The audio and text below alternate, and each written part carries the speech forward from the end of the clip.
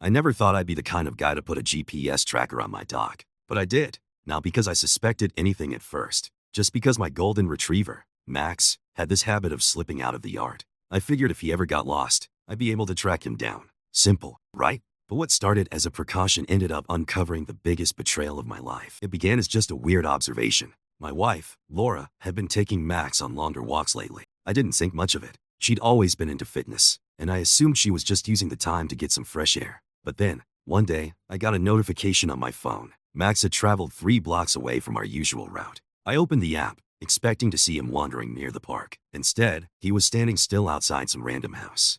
At first, I brushed it off. Maybe she was visiting a friend. Maybe she stopped to chat with a neighbor. But then it happened again and again. Every time Laura took Max for a walk, they'd end up in the exact same spot. I tried to ignore it, but the pattern was undeniable. Every couple of days, I'd check the tracker, and sure enough, they'd go back to that same house. Never the park, never the usual routes. One evening, I casually asked her, "Where do you take Max when you walk him?" She didn't even hesitate. "Oh, just around the block," she said. She lied. That's when my gut twisted. I didn't want to believe it, but something felt off. I couldn't shake the feeling that I was being played. The next time she said she was going for a walk, I waited 5 minutes, then opened the GPS tracker. Same house. I didn't hesitate. I grabbed my car keys and drove toward the location. I wasn't even sure what I'd find, but I needed to see it for myself. When I got there, I saw Max tied to the front porch of the house.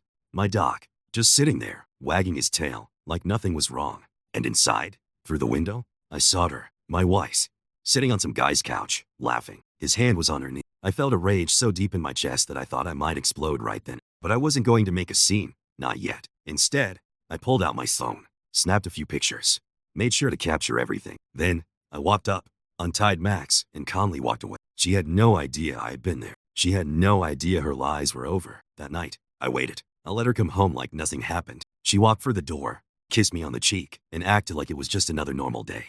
I played along. "How was the walk?" I asked. "Good. Max had fun," she said, smiling. I nodded. "Yeah? Funny. Because Max's tracker says you took him to a house 3 blocks away." Her face dropped. For a moment, she tried to recover. "What? No. That must be a glitch." I cut her off. "I was there. Laura, I saw you." Silence. She didn't even try to deny it. Her face went pale. Her mouth opened, then closed. Like she wanted to lie, but knew it was pointless. Finally, she whispered, "I'm so sorry." I laughed. "You're sorry? That's all you have to say." And that's when it hit me. She had never planned to confess.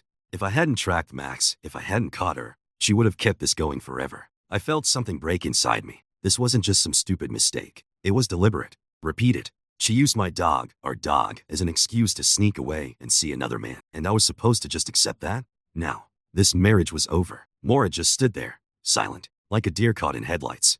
Like she never expected to get caught. I could feel my heartbeat pounding in my ears, but I refused to explode. I wasn't going to give her the satisfaction of seeing me break down. Instead, I pulled out my phone, opened the GPS tracker app, and held it up. "Explain this." She glanced at the screen, her eyes darting around the room as if searching for an escape. "It's not what it looks like." I almost laughed. "Not what it looks like?" I stepped closer. "So you're telling me you haven't been going to that house? That you haven't been lying straight to my face?" She swallowed hard. "I was just visiting a friend, right?" I said, nodding. "A friend whose hand was on your knee?" Silence. There it was. The moment she realized she was completely caught, her shoulders slumped, and suddenly the waterworks started. Tears. Sobs. A whole performance. "I'm sorry," she whispered again. "Sorry for what, Laura?" I snapped. "Sorry that you got caught? Or sorry that you did it?" She wiped her eyes, sniffing like some kind of victim. "It didn't mean anything. I made a mistake. A mistake. A mistake is forgetting to take the trash out. A mistake is burning dinner. This was a choice. A conscious, repeated decision to betray me." "How long?" I asked, my voice cold. She hesitated. "A few weeks," she muttered. "Lie." I knew it. The way she looked down, the way her voice wavered. This wasn't new. "Try again," I said. Her lip quivered. "A few months." "Months." I clenched my jaw, my hands forming fists at my sides. I had spent months thinking everything was fine while she was out there sneaking around behind my back. And what made it worse?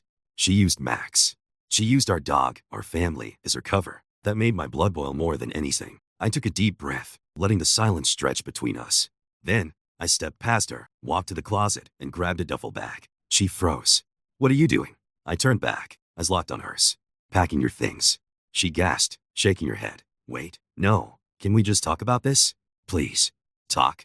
I scoffed. You had months to talk. You had months to tell me the truth. Instead, you stuck around, used our dog as a cover, and lied to my face every single day. She reached for me, but I stepped back. Don't touch me. Her face crumbled. I don't want to lose you. You already did. She tried everything, begging, apologizing, swearing it was over, saying she'd do anything to fix it. I wasn't interested. I tossed the duffel bag onto the bed. You have 1 hour. Tears streamed down her face. Where am I supposed to go? Not my problem, I said coldly, because at that moment, I felt nothing but disgust. Laura didn't move at first. She just stood there, blinking at the duffel bag like she couldn't believe this was real, like she thought I was bluffing. I wasn't. You're seriously kicking me out, she whispered. I crossed my arms. What did you expect, Laura? That I'd just forgive you? That we pretend this never happened? She wiped her face, shaking her head. It was a mistake. I swear, it didn't mean anything. It's over now. Over? I nearly laughed. You don't get to decide when it's over, I said. You made your choice. I'm making mine. She tried again. Can we at least talk to a counselor? Please. You should have thought about counseling before you decided to cheat. Her breath hitched. I could see the panic in her eyes now. The realization that she had no control over this situation anymore. I wasn't going to negotiate with a liar. She took a deep breath, wiped her eyes, and suddenly, she changed tactics. The sadness in her face disappeared. Instead, she straightened her shoulders, crossing her arms. So that's it. You're just throwing everything away. I clenched my jaw. No, Nira, you did it the moment you walked into that house. She scoffed. You're acting like I killed someone. It was just a mistake. People work through these things. I stared at her, feeling something snap inside me. Yeah, I said. Would you have worked through it if I was the one cheating on you? She hesitated. Just for a second. That was all I needed to see. You wouldn't have, I said. You'd be gone in a heartbeat. She opened her mouth probably to argue, but I didn't care anymore. I picked up the duffel bag, walked over to her, and shoved it into her arms. You need to go. Now. She stared at me, searching my face for any sign of hesitation. She found none, because I was done. She packed slowly, like she was waiting for me to change my mind. I didn't. When she finally walked to the door, she turned one last time. I never wanted to hurt you, she whispered. I didn't say a word, because I didn't care what she wanted anymore. She hesitated a moment longer, then stepped outside. And just like that, she was gone. I stood there, staring at the closed door. Max patted over, looking up at me with those big, trusting eyes. He wagged his tail like nothing had changed, but everything had. I reached down, scratching behind his ears. Guess it's just this now, buddy. He licked my hand, loyal, faithful, everything she wasn't. I let out a long breath and sat down, feeling exhaustion settle into my bones. I didn't cry. I didn't scream. I just felt empty, because when trust is broken, there's no going back, and I wasn't going to waste another second on someone who didn't deserve me. The house was too quiet. It's funny, I used to love the silence. After a long day at work, there was nothing better than sitting on the couch with Max, enjoying the peace. But now, it felt like a void. I could still hear Laura's voice in my head, still picture her moving through the kitchen, humming some song under her breath. But it wasn't real anymore. She was gone. And good riddance. Max, sensing something was off, pressed his head against my knee. I scratched his ears, grateful for his presence.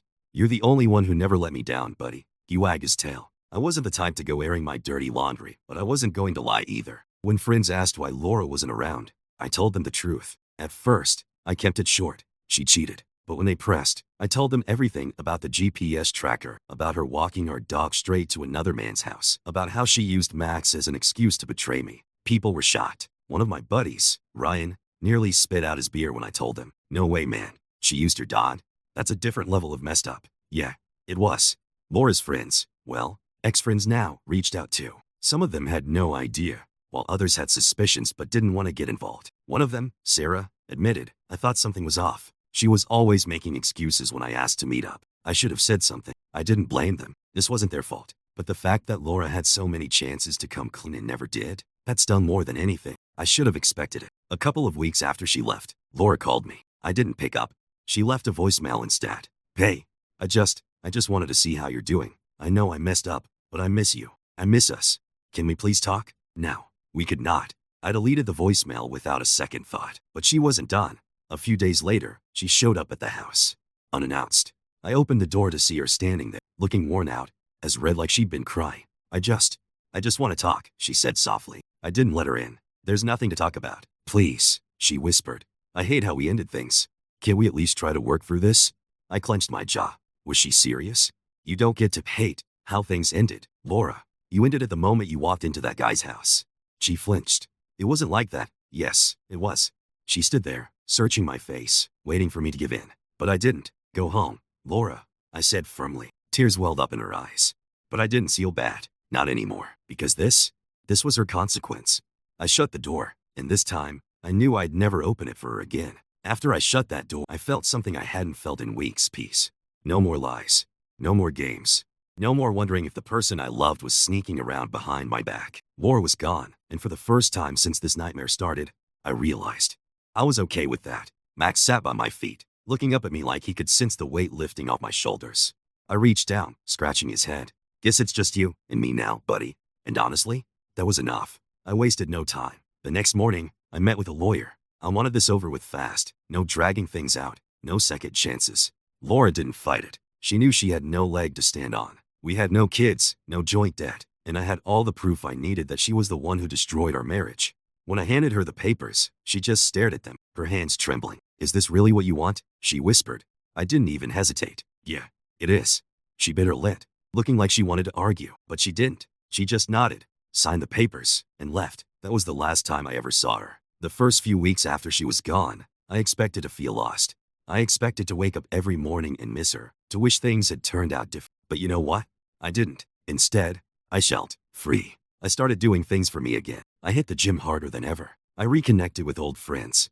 I took Max on long hikes, real ones, not the fake ones she used as a cover. And little by little, I realized that I was happier without her. Months later, long after the divorce was finalized, she sent me one final text. I just want you to know, I'll always regret what I did. I hope you find happiness. I stared at the message for a long time. Then I deleted it because I didn't meet her regrets. I didn't meet her guilt. I was already happy. She made her choice. And I made mine. To never let betrayal break me. To move forward. To be stronger. And most importantly, to never let someone like her back into my life.